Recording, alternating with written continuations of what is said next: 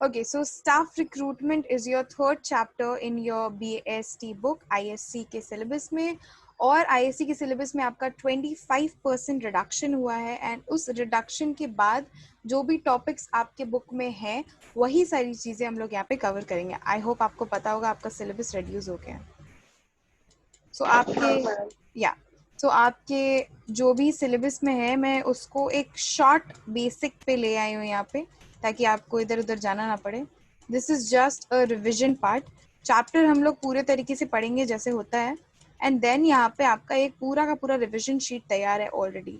ठीक है, ये शीट आपको मिल जाएगा, एक लिंक मिल जाएगा शीट के लिए, and then you can easily access this. So basically एक बार मैं आपको जस्ट आपका सिलेबस दिखा देती हूँ.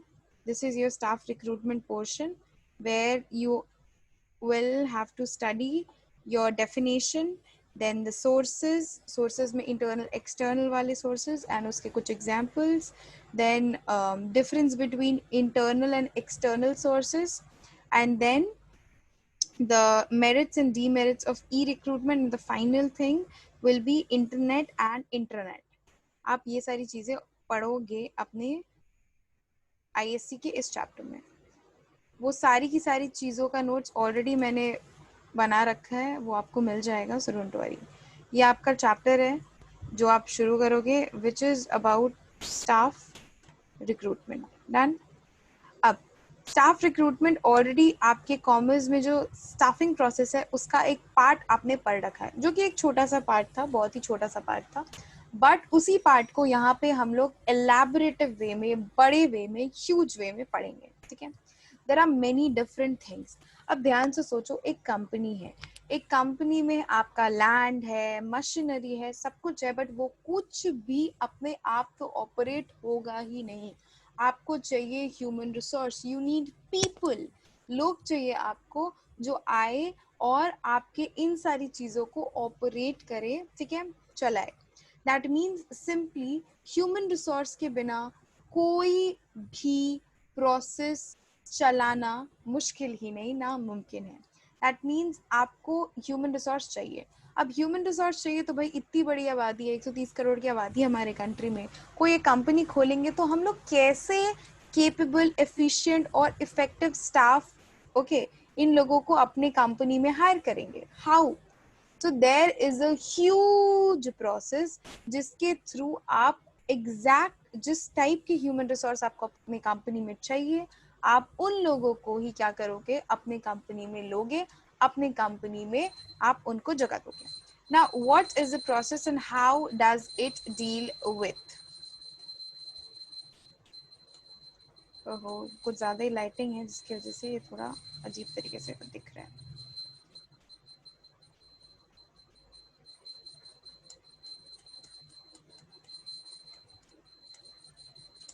फाइन. तो सबसे पहले तो मीनिंग देख लेते हैं. What is the meaning? Okay, आ जाते हैं मीनिंग में.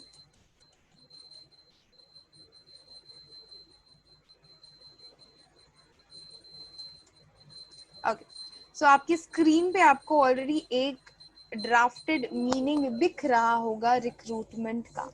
Now just let me tell you one thing. एक प्रेजेंटेशन बेसिस पे, अगर आपने अभी तक प्रेजेंटेशन का वीडियो नहीं देखा है तो वो मेरे यूट्यूब चैनल पे है, आप जाकर के देख सकते हो. ठीक है, प्रेजेंटेशन स्किल्स या प्रेजेंटेशन हैक्स फॉर स्टूडेंट्स. अब सुनो मेरी बात ध्यान से. व्हेन एवर आपको कोई भी डेफिनेशन आता है, बीएसटी आपको बहुत सारे स्कूल्स फिजिकल एजुकेशन के साथ देते हैं आईएससी में, एंड बहुत सारे स्कूल मैथ्स के साथ देते हैं. तो इतना याद रखना, BST is not an easy subject. Commerce से उसका राइटिंग पैटर्न बिल्कुल अलग है. यानी जब भी आप बीएसटी आईएससी में लिखते हो, टीचर्स को यानी इन्विजिलेटर्स जो भी आपके पेपर्स को चेक कर रहे हैं, उनको प्रॉपर इन डेप्थ डेफिनेशन चाहिए.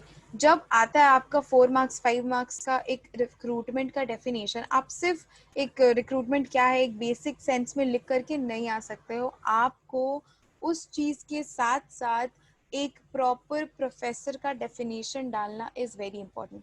अगर आपको लर्न बाय हार्ट नहीं है तो प्लीज़ उनका नाम लिख के इन्वाइटेड कॉमा में अपना डेफिनेशन लिखने मत चले जाना. It is very wrong. Please write it whenever you learn मतलब पूरे एकदम अंदर से आपको अच्छे से point two point comma two comma याद हो, नहीं है तो अकॉर्डिंग टू लिख करके एक समरी फॉर्म में लिख देना, बट अगर आपको एग्जैक्टली याद है देन इट इज सोने पे सुहागा। एंड कुछ डेफिनेशंस आपको याद करके रखने पड़ते हैं। एडविन बी फ्लिपो का सबसे फेमस डेफिनेशन है रिक्रूटमेंट का, which I am gonna just discuss with you people. Fine, I just want you people to just read it once, एक बार जस्ट रीड कर लो। Okay, Edwin Flippo. Recruitment is a process of searching for prospective employee and stimulating them to apply for jobs in the organization. If employer chosen right people for right job gives them assurance. अच्छा, ये पूरा definition यहाँ पे है. Basically, recruitment as a process of search for prospective employee and stimulating them to apply for the jobs.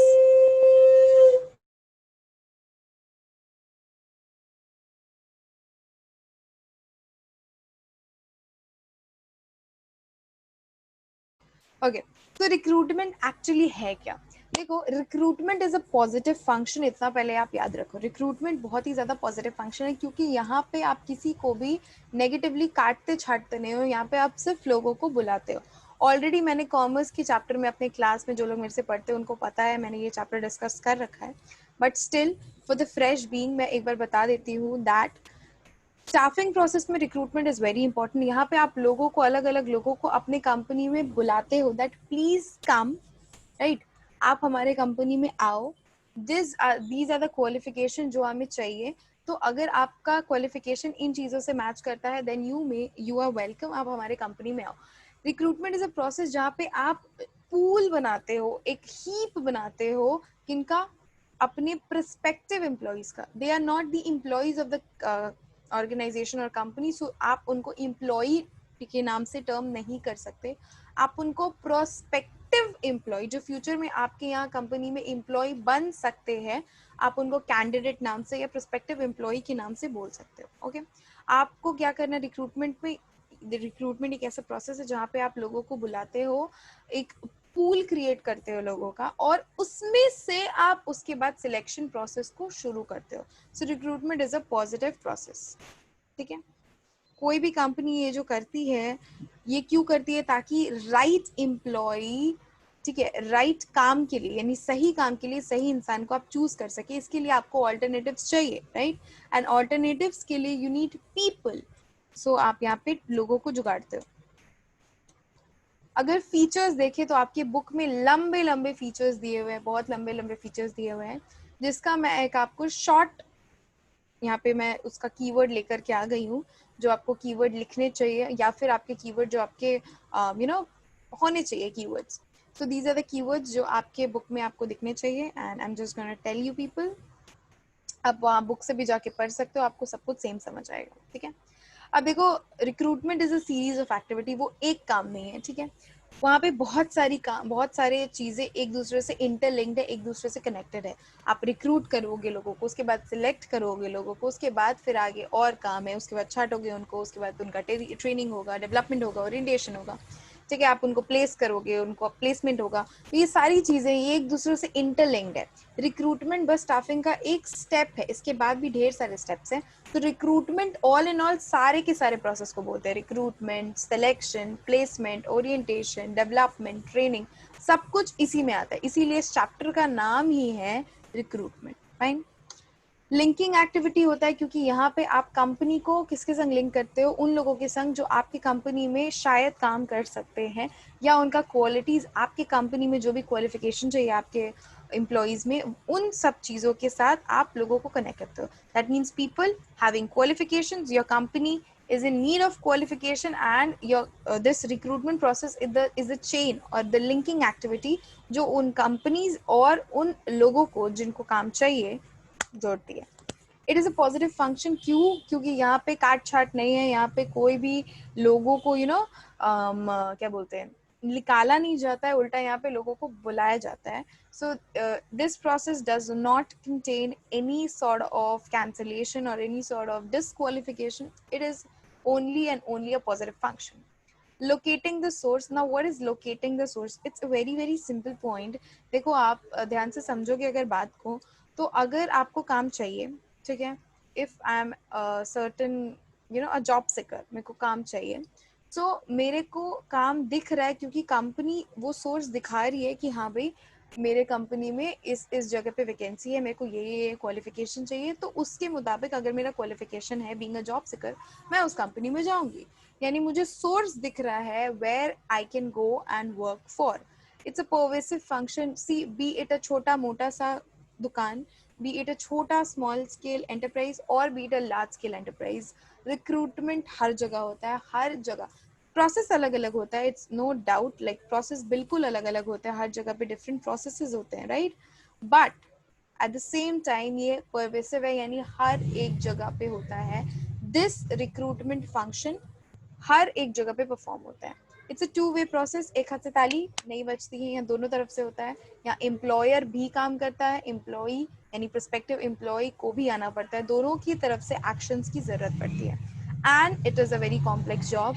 See it being very very very clear, ठीक है, being very clear. जब भी आप लोगों के संग डील करते हो, when ever you deal with people, okay, it is very natural, it is very common that जब भी आप लोगों के संग डील करते हो, ह्यूमंस के संग डील करते हो, आप ह्यूमन बिहेवियर के संग डील करते हो. And human behaviour is not a simple thing to deal with. It's a very complex job.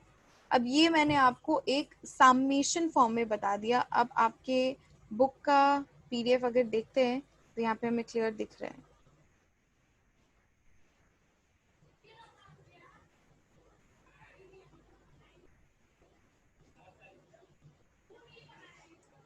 आपको फीचर्स में दिख जाएंगे. यहाँ पे रिक्रूटमेंट एक प्रोसेस है जहाँ पे सीरीज ऑफ एक्टिविटीज़ है. देन रिक्रूटमेंट लिंकिंग एक्टिविटी है जो कि एम्प्लॉयर्स को और लोगों को एक जगह से दूसरी जगह पे लिंक करती है. डन.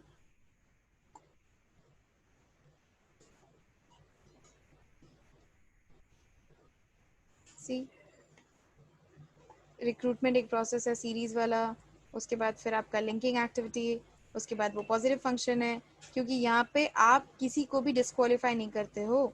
उसके बाद ये सोर्स का there is a location of source because यहाँ पे जो भी लोग हैं जिनको भी अपने जॉब रिक्वायरमेंट्स दिख रहे हैं, फाइन, वो लोग अट्रैक्ट होते हैं काम से. एंड दे मतलब सी द क्वालिफिकेशन. कोई भी कंपनी लिखती है that I want X Y Z qualification in this person, and सामने वाले लोग को अगर लगे कि हाँ भाई मेरे अंदर ये क्वालिफिकेशन है तो वो वहाँ जाएंगी. So it's a sort of location of source. And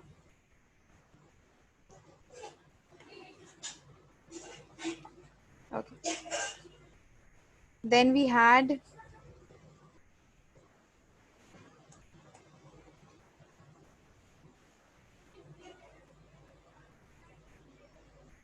then we have this.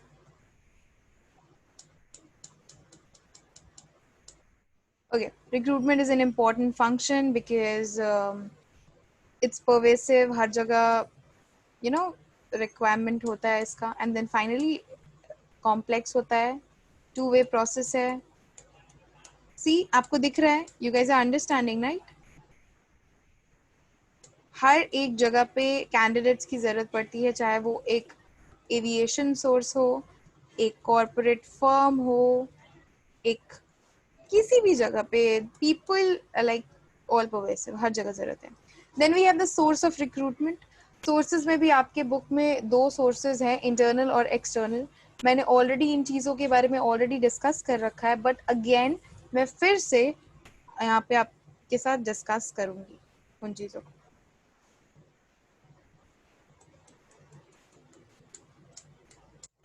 Okay, can you see the chart prepared? आपको पीपीटी दिख रही होगी right? You can see it very very clearly, I hope.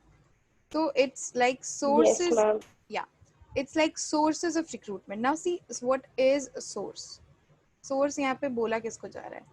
Sources of recruitment यहाँ पे यानी कि कहाँ से लोग आएंगे. We need people in our company. We need people to work for us, for our company. But where from will get those people, right? So there are different sources. There are basically two sources named over here. The first one being the internal sources and the second one being the external sources. अब मैं एक short में इसका meaning बताऊंगी, then I will explain it अच्छे से. So internal sources अगर आप देखो, ऑलरेडी हम क्लास में डिस्कस कर चुके हैं. वो होता है आपके कंपनी के अंदर से, राइट? आपका जो ऑर्गेनाइजेशन है उसके अंदर से ही आप लोगों को क्या करते हो, रिक्रूट करते हो ना। इसके बहुत सारे एडवांटेजेस भी हैं, डिसएडवांटेजेस भी हैं। First I talk about the advantages. अब देखो ऐसा है कि आप कंपनी में जब भी लोगों को लेते हो, ठीक है, यानी कि कोई इस पोजीशन में है, मैंने इस पोजीशन में इसी इंसान को रिक्रूट करके यहाँ बैठा दिया, that is what internal recruitment. यानी मैं अपने अंदर के ही लोगों को लेकर के प्लेसमेंट में बिठा रहा हूँ, अलग अलग जगह पे प्लेस कर रहा हूँ उनको। इससे क्या होता है, उनका मोटिवेशन लेवल बढ़ जाएगा कि हाँ भी हमारा प्रमोशन हो जाएगा, will get a fresh thing, हमारा ट्रांसफर होगा अच्छी जगह पे, ठीक है। तो ये सारी चीजें होती है लोगों के अंदर, तो हाँ वो मोरल उनका बूस्टअप हो जाता है, मोटिवेशन आ जाता है, ये सारी चीजें होती है। साथ साथ खर्चा कम पड़ता है, आपके पास लॉयल स्टाफ रहता है क्योंकि ऑलरेडी वो आपके कंपनी में है इतने टाइम से, तो इतनी सारी चीजें होती हैं।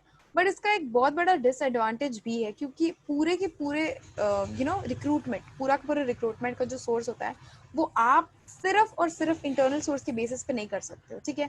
आप इसको इधर भेजोगे, इसको इधर भेजोगे, इसको इधर भेजोगे, तो एंड वाला जो फेज है वो आपको कहीं ना कहीं से तो बाहर से लोगों को लाना ही पड़ेगा। यानी पूरा का पूरा रिक्रूटमेंट प्रोसेस आप इंटरनली बेस करके नहीं कर सकते, आपको बाहर से लोगों को लाना ही पड़ेगा। It's very very basic.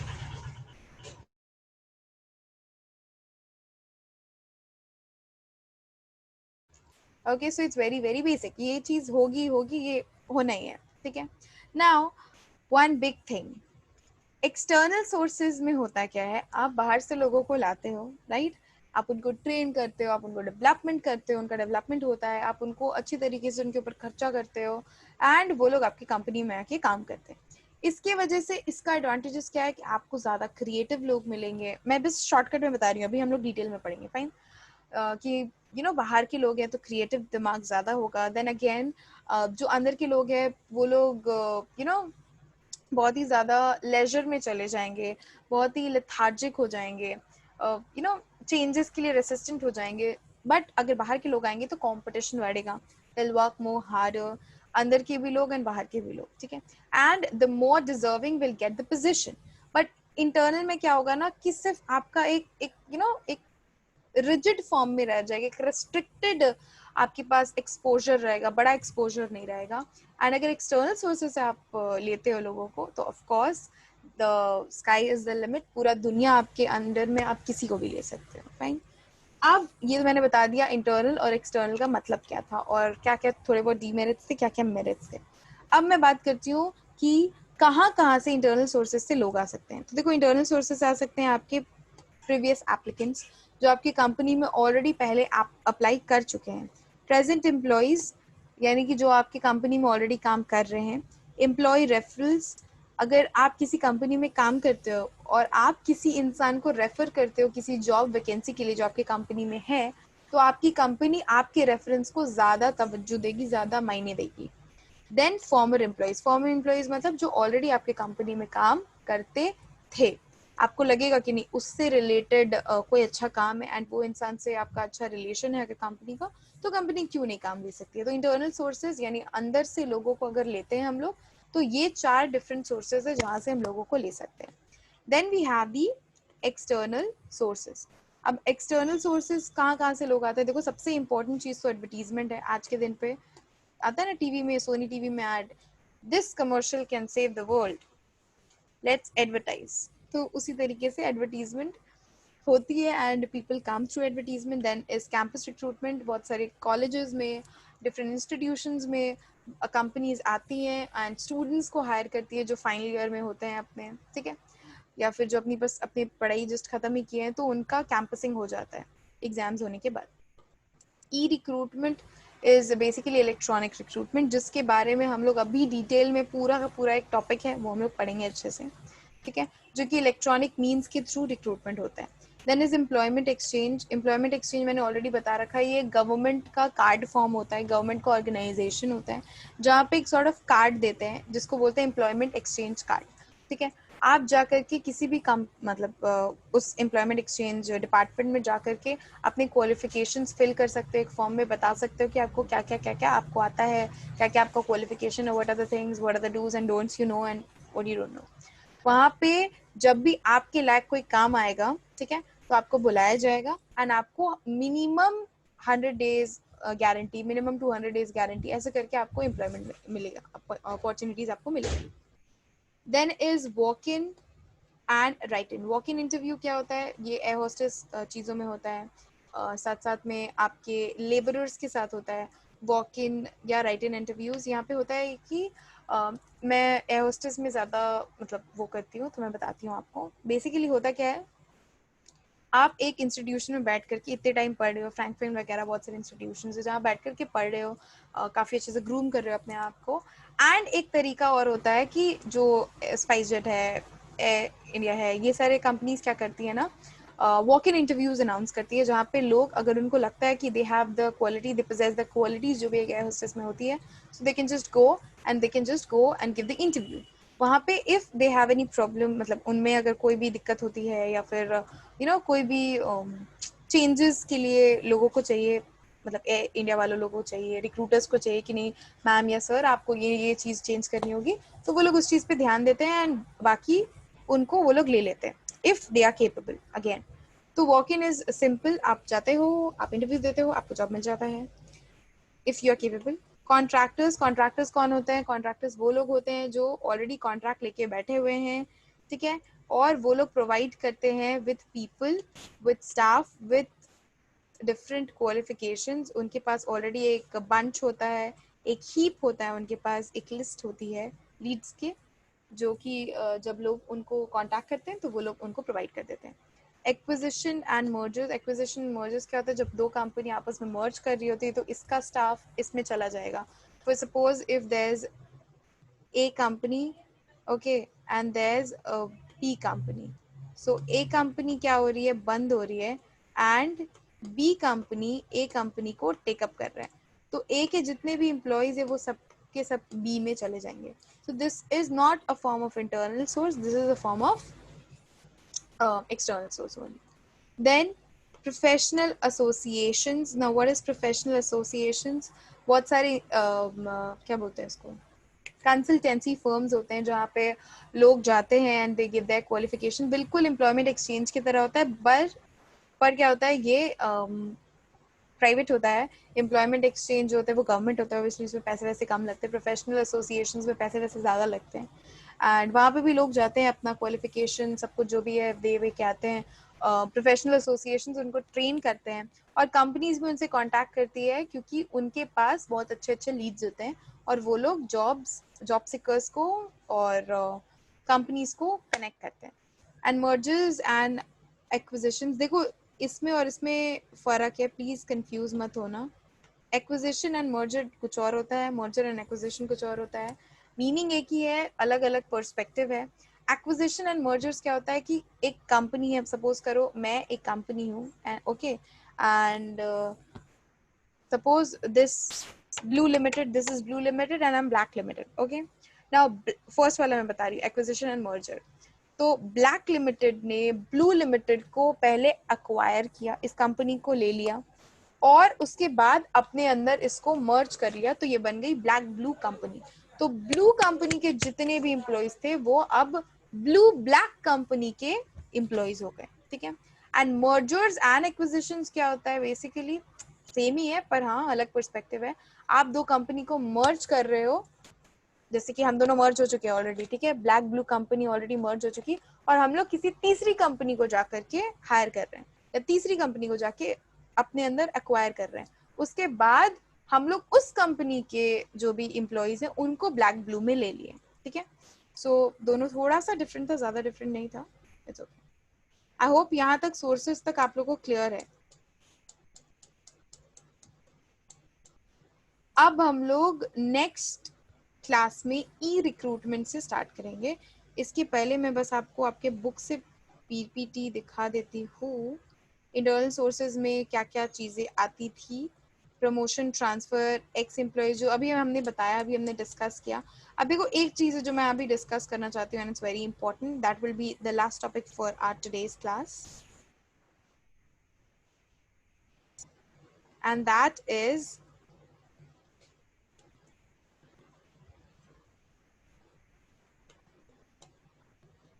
Promotion and transfer. अब देखो इन दोनों में ना लोगों को बहुत ज़्यादा दिक्कत होती है, इन दोनों चीज़ों में ना people get very much confused ना। मैं प्रमोशन एंड ट्रांसफर दोनों ही चीज़ों को बहुत ही ज़्यादा क्लियर करना चाहती हूँ. फाइन, तो just want to do this.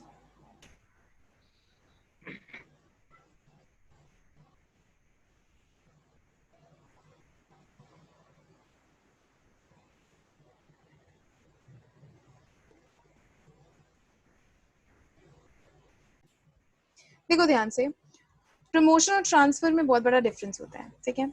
दोनों ही सॉर्ट ऑफ इंटरनल ही रिक्रूटमेंट है, पर दोनों में डिफरेंस है. कैसे? प्रमोशन में क्या होता है, देखो डिफरेंट. प्रमोशन में क्या होता है ना, आप, मैं suppose Shweta, I am Shweta and I have been promoted to a different level. मैं पहले यहाँ थी, अभी मुझे यहाँ प्रमोट कर दिया गया है. Promotion includes, okay again, promotion includes what? Higher responsibility with higher payment, with higher status. Okay.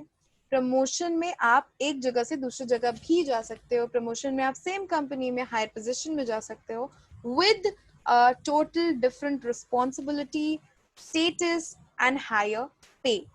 But transfer में ये चीज नहीं होती है, बिल्कुल भी नहीं होती है. ट्रांसफर में आपको सेम जगह पे, ठीक है, आप यहाँ पे थे सपोज दिल्ली में, आपको हैदराबाद शिफ्ट कर दिया गया, आपको हैदराबाद ट्रांसफर कर दिया गया. ओके. यहाँ पे दो कंडीशंस आते हैं. आपको हैदराबाद ट्रांसफर कर दिया गया विद, आपका सैलरी पहले भी 50 था, अभी भी 50K है, 50,000. ओके. ऐसा भी होता है सैलरी बढ़ जाती है 50 से 55,000, but it's only and only because of the changing environment. वो आपका डियरनेस अलाउंस होता है because of the inflation rate and nothing else. यानी आपका पेमेंट, ओके, आपका जो पेमेंट है वो थोड़ा बहुत बढ़ सकता है because of the inflation, but आपका रिस्पॉन्सिबिलिटी, आपका स्टेटस उतना ही और वैसा ही रहेगा जैसा आपके पहले था जॉब. ठीक है. यानी कि प्रमोशन में आपकी तरक्की हो रही है एंड ट्रांसफर में ये चीज नहीं हो रहा है. ट्रांसफर में आप बस एक जगह से दूसरी जगह पे जा रहे हो. दोनों ही सॉर्ट ऑफ इंटरनल रिक्रूटमेंट है. And this is the thing, आप अपने बुक्स में पढ़ोगे, एक बार रीड करोगे. If you have any problem, I am always there. Yeah, that's it. Thank you for being there. And if you have not yet seen other different videos, just go and watch. It's in our YouTube channel only, and more videos will come soon regarding e-recruitment, intranet, internet, and the difference between internal and external, जो मैं already discuss कर चुकी हूँ. Yeah, thank you.